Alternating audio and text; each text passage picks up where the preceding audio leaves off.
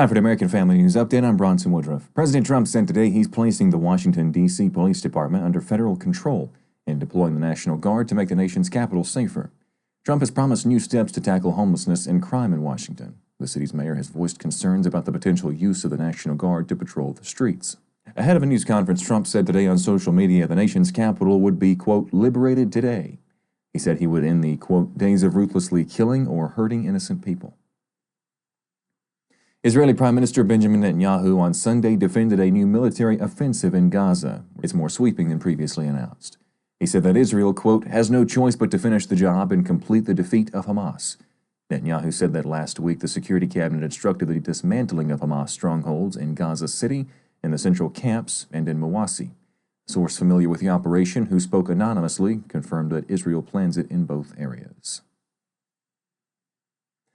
Australia will recognize a Palestinian state. Prime Minister Anthony Albanese said this on Monday, joining the leaders of France, Britain, and Canada, and signaling they would do so. His remarks followed weeks of urging from within his cabinet and from many in Australia to recognize a Palestinian state, and amid growing criticism from officials in his government over suffering in Gaza, which Albanese on Monday referred to as a humanitarian catastrophe.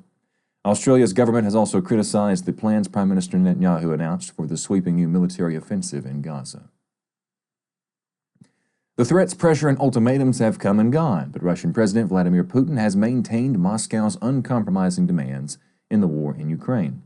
This is reportedly raising fears that he could use a planned summit with President Trump in Alaska to coerce Kyiv into accepting an unfavorable deal.